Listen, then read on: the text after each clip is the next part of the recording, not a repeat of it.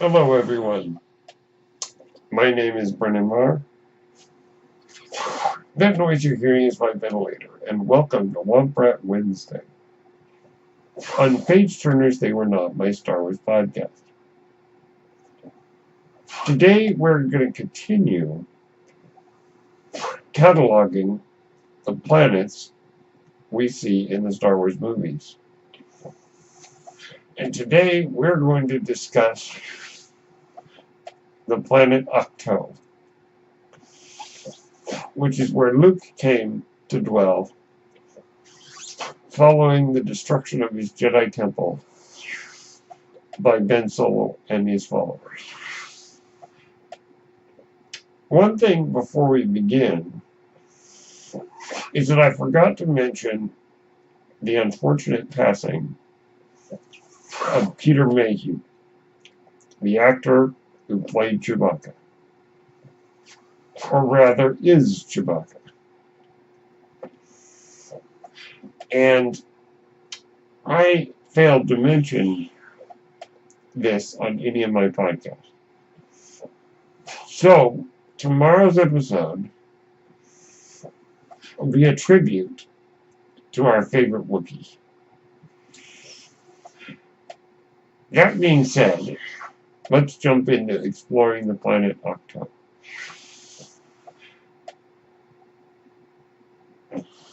Ahch-To is a planet mostly covered in water.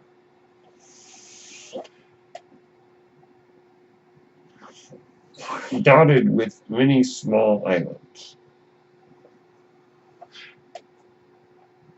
Most of what we see is what is called the Temple Island, which is where Luke dwells, which is where the original Jedi Temple is, or rather the First Jedi Temple. Also, it's the birthplace of the Jedi Order, and contained within that tree the original Jedi texts.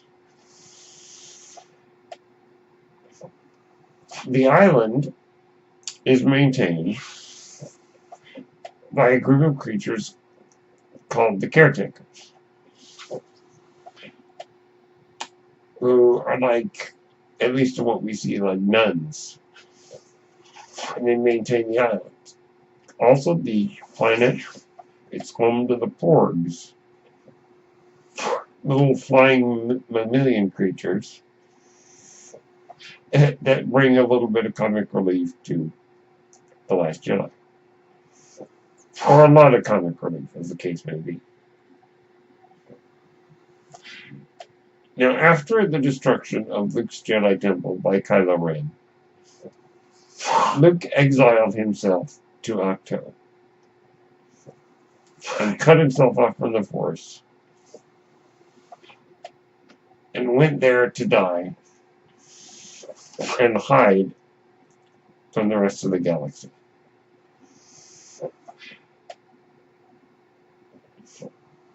Partially out of shame for almost murdering his nephew, and for guilt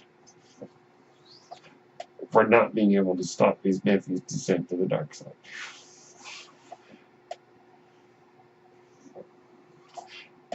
And he also basically crashed his X-Wing so that he would never be able to leave the planet in his own ship.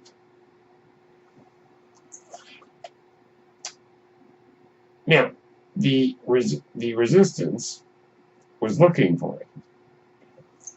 It was their belief that if they could convince him to join the fight, they could win. But Luke left a map. We're not exactly sure. If he didn't want to be found, why did he leave a map? But anyhow, R2-D2, I guess, knew where he went. And, or something to that effect. But the Resistance was lacking in a good map of the galaxy. Lord Santeca, who was the old man on Jakku, for some reason had the map that led to Luke Skywalker that fit within a missing piece of the knowledge that the Resistance had. It's not exactly very clear the more you think about it. The more you break it down, it doesn't really make any sense, but regardless. Lord Santeca gave the map to BB-8. Or rather, he gave it to Poe Dameron, and Poe gave it to BB-8. And that's the MacGuffin, or the object that's driving the story in The Force Awakens. Once BB-8 was able to deliver the map, R2-D2 woke up from his long slumber, and the two maps were combined.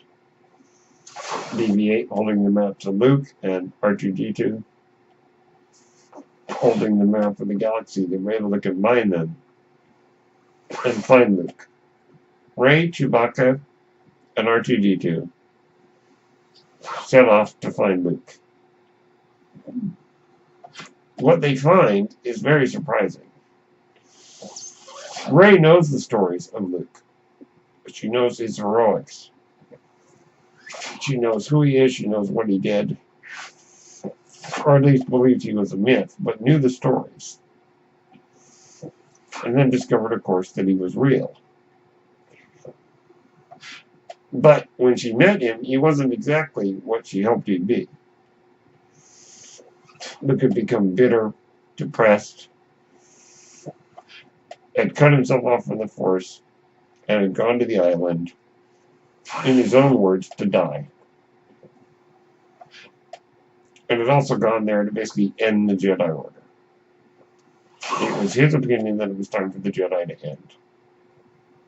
An opinion which is incorrect. By the way, in case anyone out there is listening, who is listening, thinks that the Jedi Order needs to end, if you recall in the scene with Yoda, Yoda didn't say it's time for the Jedi to end. He said, Luke, it's time for you to pick up and start over and forget the mistakes you made, but go forward and fix what you did. Perhaps I'm phrasing it wrong. Let me rephrase this. Yoda basically is telling Luke, okay, stop feeling sorry for yourself. Stop blaming yourself. Stop worrying about those Jedi texts. You need to pass on your knowledge to Rey. Or to somebody. So Luke had the wrong idea. And the movie does not agree with his opinion that it's time for the Jedi to end. Just to be clear. Luke said, I will not be the last Jedi. And I don't think Rey is the last Jedi either. So, Rey was eventually able, with a little help from Yoda, to convince Luke to return to the fight, which he does, and saves the Resistance, and thus saves the spark of hope in the galaxy. So those are the events that we have seen on Ahch-To. Now, whether or not we will return to Ahch-To in The Rise of Skywalker, I'm not sure. And just to be clear, I do think Luke is actually dead. There are some people theorizing that maybe he didn't actually die. That he just projected himself somewhere else. It's certainly possible, but I think it's highly unlikely. And some people say, well, he can't be dead because you didn't see his hand, his robot hand, fall when he disappeared. The camera, I think, in that shot was too far away for us to really see anything. And maybe it's just an oversight on the part of the filmmakers, but I think it would be really cool if in The Rise of Skywalker we return to Ahch-To and Luke's mechanical hand is lying there on that rock. Because the rest of him vanished when he died. But whatever. Minor detail. Minor quibble. But I think Luke is dead. And I think that it was... I don't necessarily think he had to die. But...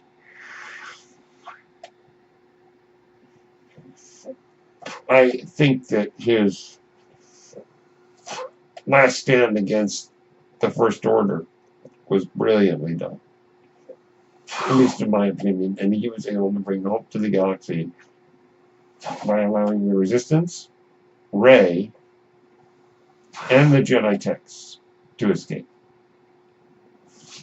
So that they can live to fight another day. So that's basically the story with Ahch-To. Now let's talk about the look of it. I like the look of the planet.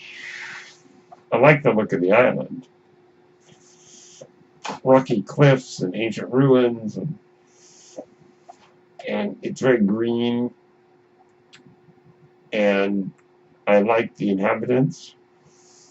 I think the caretakers are really cool looking at aliens. And I like some of the comedy with them being annoyed with Rey. I think the porgs are adorable. And I bet they're good eating, but, you know, I don't want to freak out too many kids. By saying, oh yeah, you know those cute creatures? I'd like to eat them. But I bet they taste good anyway. I really do like a lot of the events that occur on Ahch-To. I think the forest tree is amazing. The dark side water area is pretty cool. I like some of the creatures like the Therisirens, which are those big things that Luke milks. I think that's kind of funny. Though arguably, maybe that's a moof. Maybe that's what a moof is. If you recall, Han Solo uses the phrase moof milker. So I always assumed those Therisirens were moofs, but I guess not. I really do like the look. I like the events that occur there. I don't think I'd want to live there because the weather seems a bit extreme. A lot of storms, a lot of rain. It's probably not very warm there. So definitely not somewhere I would want to live. If I visited it, I'd probably want to bring my own spaceship and stay in my spaceship instead of staying anywhere on the planet. And lastly, would I want a pet porg? Maybe. They're pretty cute. But I guess they can be a little pesky, as we see with Chewie, how he gets a little annoyed with them. So all in all, an interesting addition to Star Wars. I like the idea of the birth of the Jedi Order being in this very strange place. And I really enjoy what the planet brings to the Star Wars galaxy. Thank you so much for tuning in to Bob Pratt Wednesday. On page turners, they were not. My Star Wars podcast. May the Force be with you.